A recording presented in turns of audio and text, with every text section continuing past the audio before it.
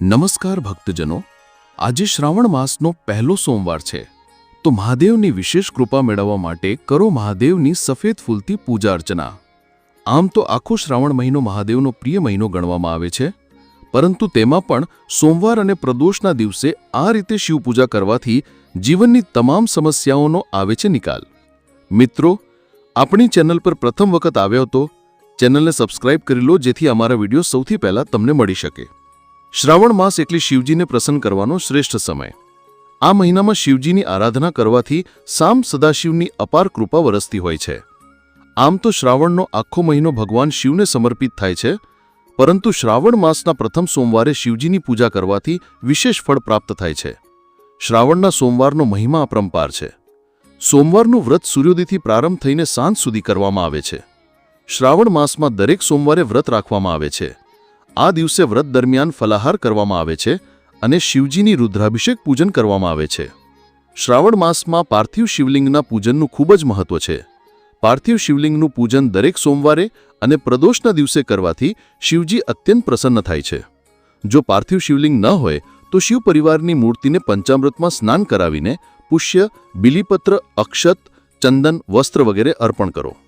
શિવજીને સફેદ વસ્તુઓ જેવી કે સફેદ પુષ્પ, સફેદ વસ્ત્ર, સફેદ રંગના પકવાન વિશેષ રૂપે ચઢાવવાથી જીવનમાં આવેલા સંકટોનો નાશ થાય છે અને સર્વ મનોકામના પૂર્ણ થાય છે. શિવજીની સાથે માતા પાર્વતી અને ગણેશજીના પૂજનનું પણ મહત્વ છે. શ્રી ગણેશને દુર્વા, સિંદૂર, ગોળ અને પીળા વસ્ત્રો ચડાવો અને મોદક લાડુનો ભોગ લગાવો. શ્રાવણના સોમવારનું વ્રત પતિ અને પત્ની બંને કરી શકે છે. શ્રાવણ સોમવાર વ્રતની પૌરાણિક કથા. ધર્મશાસ્ત્રોમાં સોમવાર વ્રતનું વિશેષ મહત્વ છે. એવું માનવામાં આવે છે કે આ દિવસે વ્યક્તિ વ્રત રાખે છે તો તેની બધી મનોકામનાઓ પૂર્ણ થાય છે, તેમજ ભગવાન શિવ અને માતા પાર્વતીના આશીર્વાદ પ્રાપ્ત થાય છે. પરંતુ જે વ્યક્તિ આ દિવસે વ્રત રાખે છે તેણે આ કથા વાંચવી જરૂરી માનવામાં આવે છે. એવું માનવામાં આવે છે કે આ કથા વાંચ્યા વિના વ્રતનું ફળ પ્રાપ્ત થઈ શકતું નથી. શ્રાવણ મહિના હિન્દુ ધર્મમાં સૌથી મહત્વપૂર્ણ મહિનાઓમાંનો એક છે. ભક્તો આ મહિનાને ભગવાન શિવને સમર્પિત પવિત્ર મહિનાઓમાંના એક તરીકે ઓળખે છે. શ્રાવણ મહિનો ભક્તિ અને આધ્યાત્મિક વૃદ્ધિનો મહિનો છે. આ એક મહિના દરમિયાન ભક્તો પૂજા અને અનુષ્ઠાન કરે છે, ઉપવાસ કરે છે અને તહેવારો ઉજવે છે. ઓથેન્ટિક વિધિ મુજબ પૂજા અને અનુષ્ઠાન કરવું મહત્વપૂર્ણ છે. ભગવાન શિવના આશીર્વાદ મેળવવા માટે ભક્તો ઉપવાસ રાખશે અને ધાર્મિક વિધિઓ કરશે. શ્રાવણ મહિનો હિન્દુ ધર્મમાં સૌથી શુભ મહિનાઓમાંનો એક છે. ભક્તો શાંતિ, સમૃદ્ધિ અને ખુશી માટે ભગવાન શિવની પૂજા કરે છે અને તેમના આશીર્વાદ મેળવે છે. તેઓ ભગવાન શિવને સમર્પિત મંદિરોમાં પૂજા કરવા માટે અને પ્રસાદ ચડાવવા માટે જાય છે કે જેથી તેમના આશીર્વાદ મેળવી શકાય. શ્રાવણ માસનું આધ્યાત્મિક મહત્વ.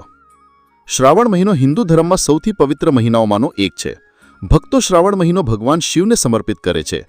આ મહિને ભક્તો ભગવાન શિવની પૂજા કરે છે અને તેમની ઈચ્છાઓ પૂર્ણ કરવા માટે તેમના આશીર્વાદ માંગે છે. શ્રાવણ મહિનો વરસાદ અને ચોમાસા સાથે સંકળાયેલો છે. કૃષિ સંબંધિત પ્રવૃત્તિઓ માટે તે સૌથી શુભ મહિનાઓમાંનો એક છે. આ પવિત્ર મહિનામાં ભગવાન શિવના આશીર્વાદ મેળવવા માટે ભક્તો ઉપવાસ રાખે છે અને પૂજા અને અનુષ્ઠાન કરે છે. શ્રાવણ માસનું ધાર્મિક મહત્વ. ભગવાન શિવના આશીર્વાદ મેળવવા માટે ભક્તો ધાર્મિક પ્રવૃત્તિઓમાં જોડાય છે. શ્રાવણ મહિનામાં કરવામાં આવતી સૌથી મહત્વપૂર્ણ ધાર્મિક વિધિઓમાંની એક છે જલાભિષેક. ભક્તો શિવ મંદિરોમાં જાય છે અને પ્રામાણિક વિધિ અનુસાર જલાભિષેક કરે છે. જલાભિષેક ભક્તિ અને શુદ્ધિકરણનું સંપ્રતીક છે. શ્રાવણ મહિનામાં ભક્તો શાકાહારી આહારનું પાલન કરે છે. આ સમય દરમિયાન શાકાહારી ભોજન કરવું શરીર અને મનની શુદ્ધિ માટે ફાયદાકારક છે. આવી પ્રથાઓને અનુસરવાથી તેઓ દૈવી શક્તિઓની નજીક લાવી શકે છે. પવિત્ર શ્રાવણ માસમાં પણ લોકો દારૂનું સેવન કરવાનું ટાળે છે. ભક્તો ભગવાન શિવને સમર્પિત મંદિરોમાં જાય છે અને ફળો, દૂધ અને ફૂલો અર્પણ કરે છે. તેઓ ભગવાન શિવના આશીર્વાદ મેળવવા માટે ભજન અને મંત્રો પણ ગાય છે. શ્રાવણ માસ 2025 દરમિયાન ઉપવાસ. શ્રાવણ મહિનામાં ઉપવાસનું ખૂબ મહત્વ છે. શ્રાવણ મહિનામાં ભક્તો પોતાના મન અને શરીરને શુદ્ધ કરવા માટે ઉપવાસ કરે છે. તેઓ અનેક પ્રથાઓનું પાલન કરે છે. ઉદાહરણ તરીકે આધ્યાત્મિક વિકાસ માટે, ભગવાન શિવના આશીર્વાદ મેળવવા માટે તેઓ ખોરાક અને પાણીનો ત્યાગ કરે છે. ઉપવાસ એ દેવતા પ્રત્યે સમર્પણ અને ભક્તિ દર્શાવવાની સૌથી મહત્વપૂર્ણ રીતોમાંની એક છે. શ્રાવણ માસ 2025 દરમિયાન ભક્તો ભગવાન શિવના સારા સ્વાસ્થ્ય, સમૃદ્ધિ અને ખુશી માટે આશીર્વાદ મેળવવા માટે ઉપવાસ કરે છે. ઉપવાસ દરમિયાન લોકો ચોક્કસ નિયમોનું પાલન કરે છે. ઉદાહરણ તરીકે તેઓ આ સમય દરમિયાન તમાકુ, આલ્કોહોલ અને માંસાહારી ભોજન કરવાનું ટાળે છે. મોટા ભાગે લોકો દિવસમાં એક જ વાર ખાય છે અથવા તો ફળો અને દૂધ જ ખાય છે. કેટલાક લોકો આખા દિવસ દરમિયાન કંઈ પણ ખાતા નથી. ઉપવાસ આત્મનિયંત્રણ અને આત્મશિસ્ત માટે ખૂબ જ ફાયદાકારક છે. ભક્તો તેમની આધ્યાત્મિક યાત્રા પર ધ્યાન કેન્દ્રિત કરવા માટે ઉપવાસ રાખે છે. ભક્તો મંત્રજાપ, કલાકૃતિઓ અને ધાર્મિક ગ્રંથોનું વાંચન જેવી પ્રવૃત્તિઓમાં વ્યસ્ત રહે છે. આવી પ્રવૃત્તિઓ કરવાથી તેમને દૈવી શક્તિઓ સાથે જોડાવામાં મદદ થાય છે. શ્રાવણ મહિનામાં ઉપવાસ રાખવાથી ધાર્મિક અને આધ્યાત્મિક લાભો ઉપરાંત અનેક સ્વાસ્થ્ય લાભો પણ થાય છે. ઉપવાસ રાખવાથી શરીરના ડિટોક્સિફિકેશન, પાચનમાં સુધારો અને રોગપ્રતિકારક શક્તિમાં વધારો થઈ શકે છે. ઉપવાસ વજન ઘટાડવામાં અને સમગ્ર સુખાકારીને પ્રોત્સાહન આપવામાં પણ મદદ કરે છે.